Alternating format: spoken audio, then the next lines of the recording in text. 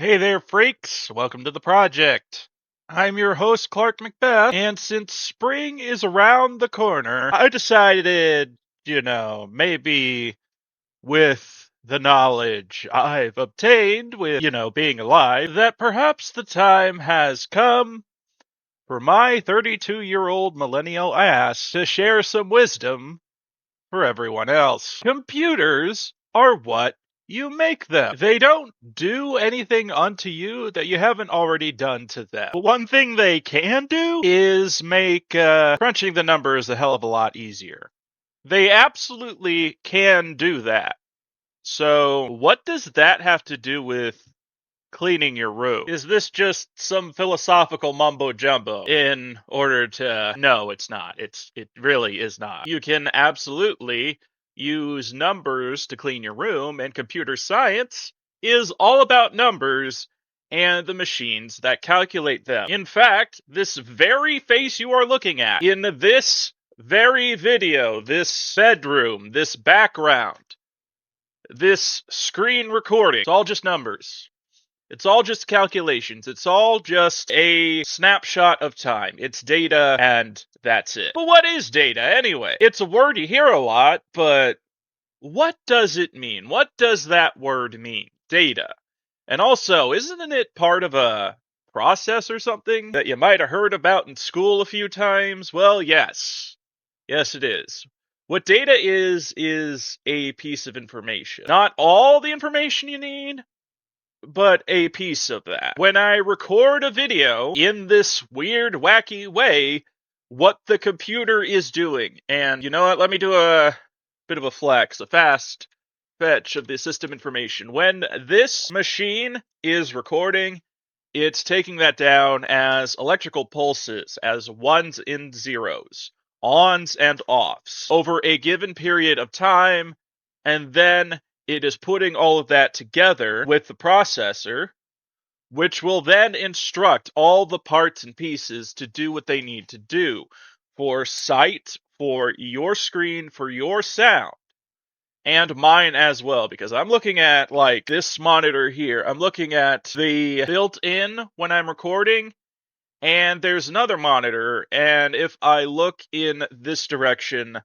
that's a TV. That's a Samsung TV that works just fine. Data is information, and computers take something simple like is electricity flowing or not, on and off, 1 and 0, and it runs it through all of the transistors in its system and outputs that into something that your human brain can comprehend. That's why it's called IT, right? Information technology. It's not all technology ever, it's just the technology that deals with information. I also work in a factory that deals with a different kind of technology, as well as IT. It needs information to run the system, but the arm taking something and then dipping it down in the heat into like a very hot salt bath, that's not IT.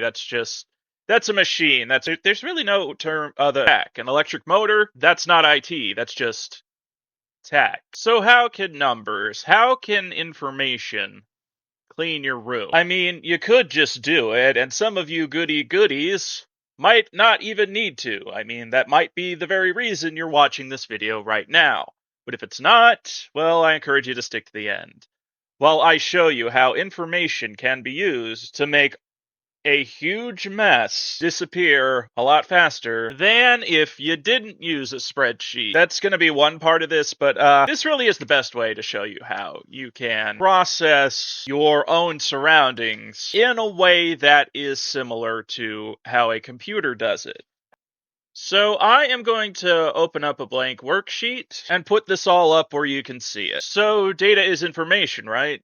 So I suppose the first thing we're going to want to do is organize that information. And the more well put together the information is, the better it tends to run. Videos are organized information. YouTube has a bunch of algorithms that decide through various logic points where and how to send a video. It factors in a bunch of things like the speed of your internet connection and what file, what format, what system. It has all this information written down in something called code, something that humans write, and that is then put into a compiler, which then puts it into ones and zeros, and then the processor on its end sends the video to your end, which it will then use its processors to display my face! Now, let us consider the elements of mess, shall we? Let's have a category cell. That's what all these things are called in Excel. These are cells, and when you put something in there like category, that's called a string. It's a word. And what are these categories of? Waste. Well, kind of. They're categories of waste, items, and how to process them. But I don't really like this. It's a little hard to read when you go A1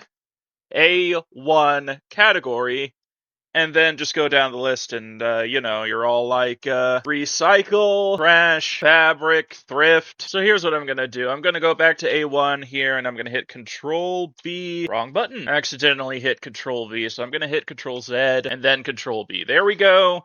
Now it is bold. So now at one glance, you have the category, and then the category, and then the actual categories, the types of items, and where they go, the types of processes. These are the processes of things.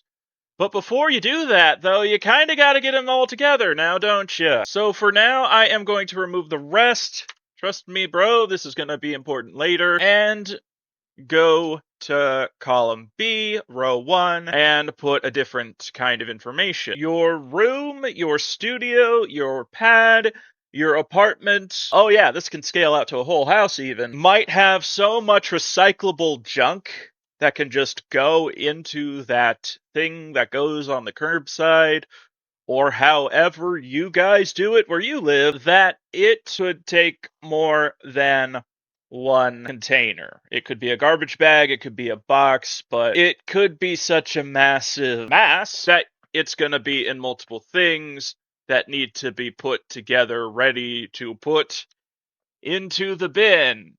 And it might take multiple trips from the recycle truck when they collect it, or however your state does it, or however your situation is. You might be in an apartment, and you might have a chute where you could just dump it down in there. Or you could be in an apartment where you have to go all the way down the stairs, and then put it down into the bin outside.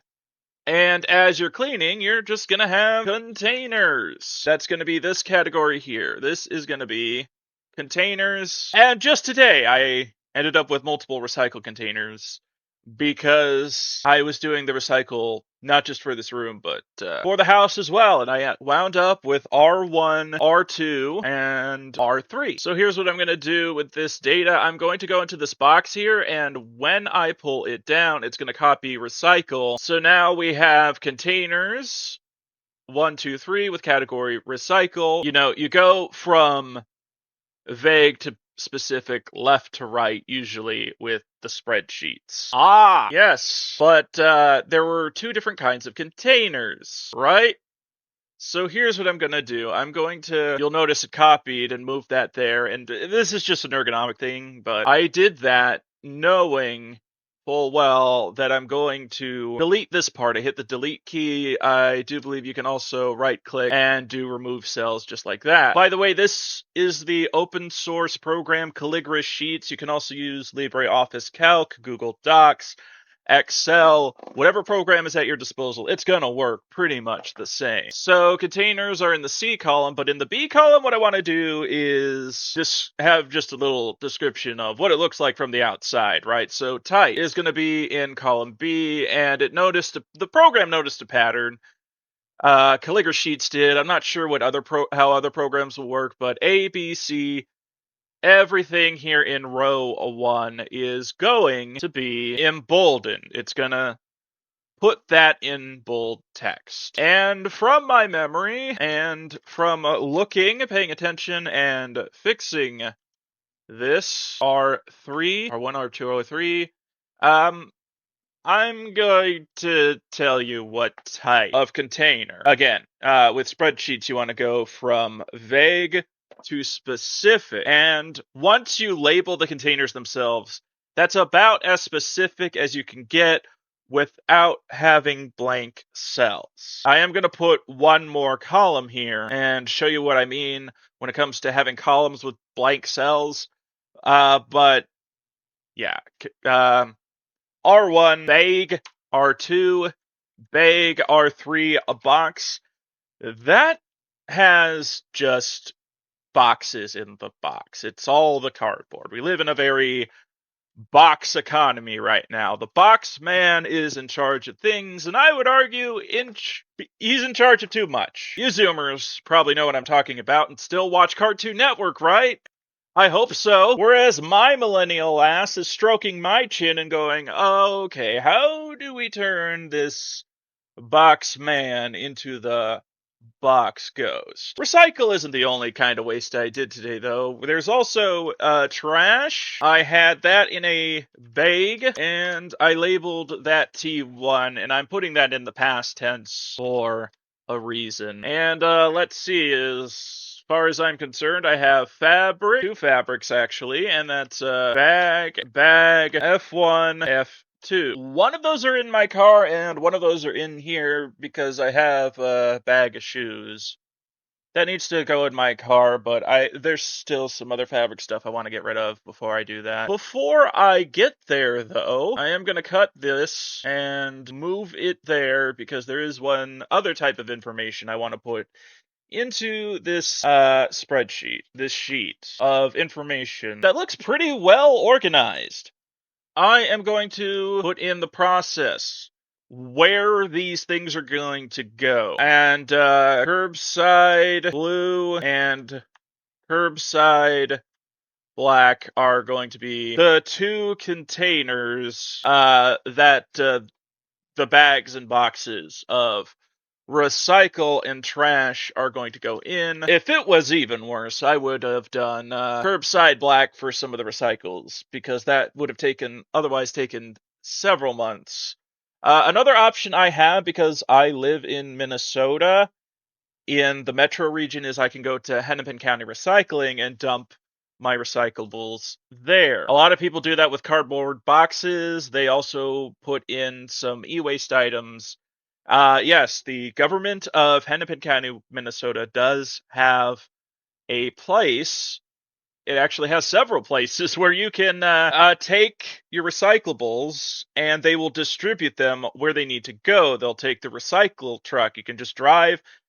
If you have e-waste, they'll work with Best Buy, and from that one spot, ship it out to Best Buy where they will take care of the e-waste. It's a pretty neat system. And honestly, I believe all of America deserves that kind of convenience when it comes to getting rid of their stuff and making sure that it is done in a sustainable way. Like, you can have a station wagon of recyclables and just fill that up and then go to Hennepin County.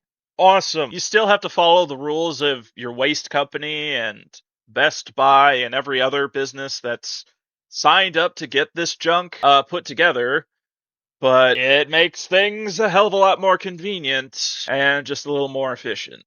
That is what real government efficiency looks like. And the taxpayers get a little kickback from having all those valuables in one central location. Things that can be crunched into raw materials and sold again. Unfortunately, fabric is not one of those things.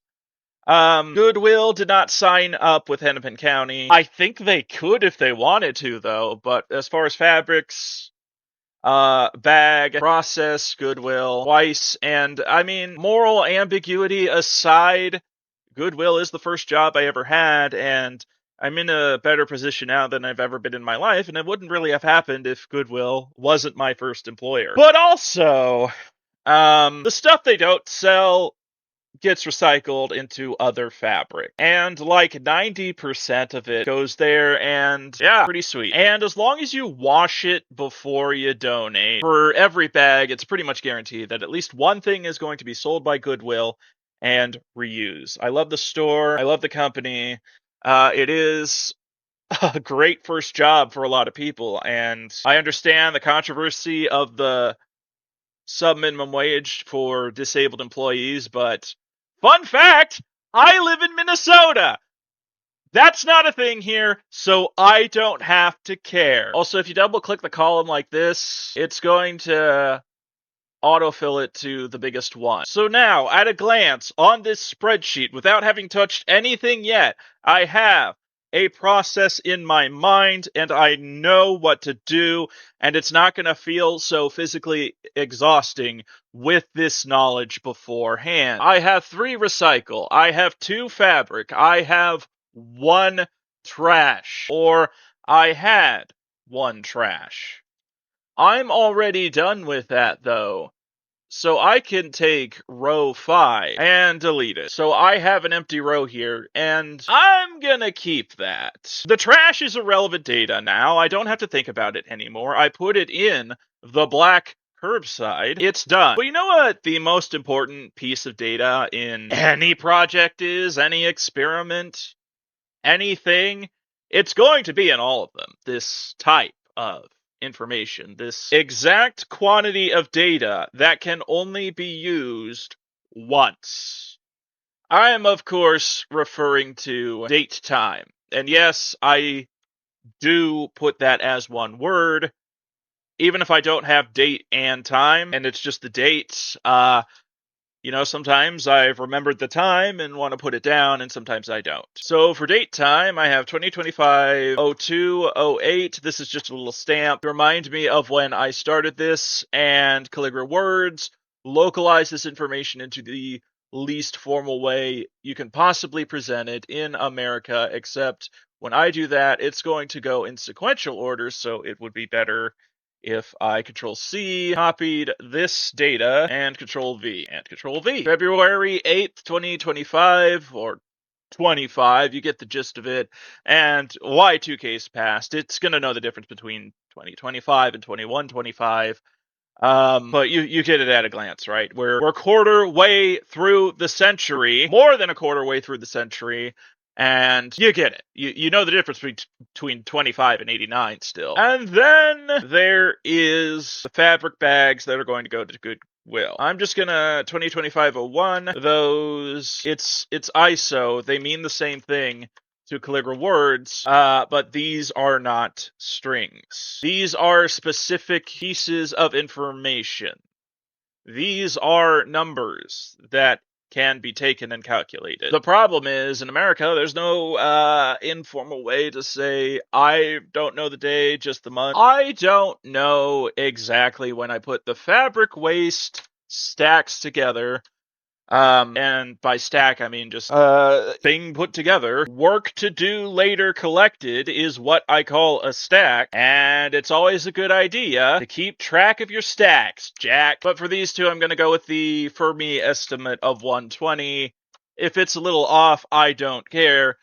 The pattern is the same. So far in this spreadsheet, I have an organized glance of all the things I have put together, and I can make these entries as I'm going along too, not just after I did all of this. It could be like I make a container, put it in the spreadsheet, make a container, put it in the spreadsheet, and I can keep entering data as I keep putting together containers, and once those containers are no longer relevant, I can then hit the row and hit delete. And hopefully this will never get so big that it fills up all of these rows. Hopefully I will always be deleting at a fast enough rate that I don't have to worry about that.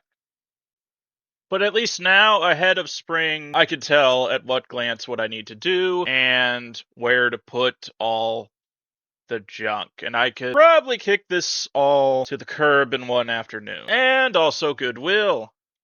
But I'm not done. There isn't just stuff I need to remove.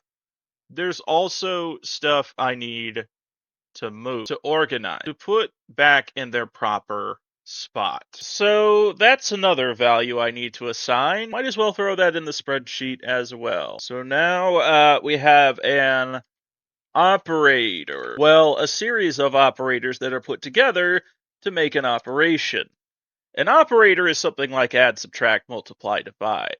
But if you do that enough times in a certain way, in a certain sequence. Like, subtract this and add that so it makes 0. What you're doing in computer land is you're moving it. That's MV in the bash terminal, but I'm getting way ahead of myself, so I'm just going to put move here and remove into all of these. And because it's a string, I can use the little box in the bottom right corner to copy that all the way up here, and I'm just going to do it this way for that. There you go. And since this is a bit more vague, I am going to take this and swap it from category. So in order to make all that easy on myself, I'm going to go to column A, and I am going to insert yet another column. All of this shifted right, so what was column A is now column B, is now column C, and so on. And now I would like to take a moment to thank my lucky stars that Gemini is as advanced as it is, because I forgot to save the file. Honestly, when you open an Office program, it should just ask you to name the file and where it's gonna go before you start, but for some reason none of them do that, except when they're database, where that is a absolute requirement for a database to have a file before you can work with that. But the program crashed and I did not save the information, and if you install Calligra as a flatpak, it's not gonna be recoverable. So let me do that again and show you what I'm talking about. So this is what Calligra Sheets looks like when you start it. The only other template is a student ID card, and no one cares, but once I hit Control V, it recovered everything. And the only reason I was able to do that, again, not a sponsored segment, is because as the program was frozen, as it was about to collapse in its container, I took a screenshot. I hit print screen system request, and I took this information. I took the data, I saved it, I went to the folder, then I opened up a Zen browser, and Gemini was able to extract that from the image I took. I don't have Gemini history enabled, but this was a real lifesaver as I was filming this. So thank you, Google Gemini, for that. It's not a perfect copy, though, but before I risk losing this all over again, let me do a Control-Shift-S and save this where it needs to be saved. I'm starting to understand why people don't like Calligra. That should be in the home folder. Anyway, I'm just gonna do a couple maintenance things here. Alright, so we're gonna use LibreOffice Calc instead. They're both free, they're both open source. Don't use the flatpak of Calligra. Just use Linux, bro. Okay, so I installed LibreOffice, and when I saved it into the home folder in Calligra Sheets, it didn't do anything. That program just is completely broken. But now I have it in LibreOffice. At the file, I put everything back together. And before I forget, I am going to save cleaning project.ods. There we go. So moving forward, LibreOffice it is. All other points still standing. There is stuff I want to move instead of remove, so I have that operation here, except no, in LibreOffice Calc, if you want to insert a column, you right-click the column, and then you select Insert Column Before, in this case, or after, if you would prefer to do that. That's one of the ways that LibreOffice is better than Calligra, at least in Flatpak form. Just use Linux, bro. Just use Linux. Although there is one more thing that happened between takes, and that was R1 and R2. It's not bad. R2, see what you can do with it. And on back being tossed into the bin. Thanks, Mom, even though that was not the droid you were looking for. Alright, so here is how I have my spreadsheet now, with the accurate information, the accurate data placed inside of this entire sheet, which in your computer, when saved, is called a file. With computer science and this spreadsheet, I know the information of the cleaning that has been set up, and if I want to clean more, I can add another row by making a container of stuff that is ready to put away, and when it is put away, I can remove this. If I don't want to deal with this spreadsheet at all, I can just put stuff where it needs to go and do a complete cycle of cleaning a space, but sometimes things will just get so backed up where I have to do this, where I have to put up a stack of things to do, a stack of work so that I can process it, and sometimes that will have to go to different places, and all the categories in the containers are ready. In my context, once everything is in the curbside bin, it's gone. Some of you might prefer waiting until the garbage and recycle truck get it. Or some of you might have a chute, but you might have let yourself go so long that you need to get all the stuff together before putting it down the chute, or whatever your living situation is. But what about organizing? What about moving stuff? So here we have Move Electronics, Unbox, Setup, TV1, and today's date time at the time of filming. There's a bunch of little things below the TV showing all of this where I need to put it all together. There's some other things I want to film and show on another channel I have called Open Source Toys, and you should totally check that one out when you get the chance. You can find the link to that in the description. Each row is a stack, and when I have the time and energy, I can just go one by one by one by one and make everything neat in a more efficient amount of time. I could knock all of this off in one afternoon, now that all the stacks are put together. But there is another real-world element to this other than me putting the stacks together. These containers, I label them in the real world too. Now, if there's no queue like this, I don't bother to enter anything, but if I do get to the point where I have a queue, I did in fact take this Sharpie and write on the containers of things, which is the most important part of all of this. You do need to have a visual representation in the real world. I wrote on the containers F1, F2, F3, R1, R2, R3. I wrote on the garbage bag T1 for trash, and then I saw that, I referred to this, and I took care of it appropriately. I have a code for my junk now, I have codes for spots, and I can use computer science now, not to just clean it, but to keep it clean. So there you go. I can also tell, just at a quick glance, that I did make some progress with the empty rows.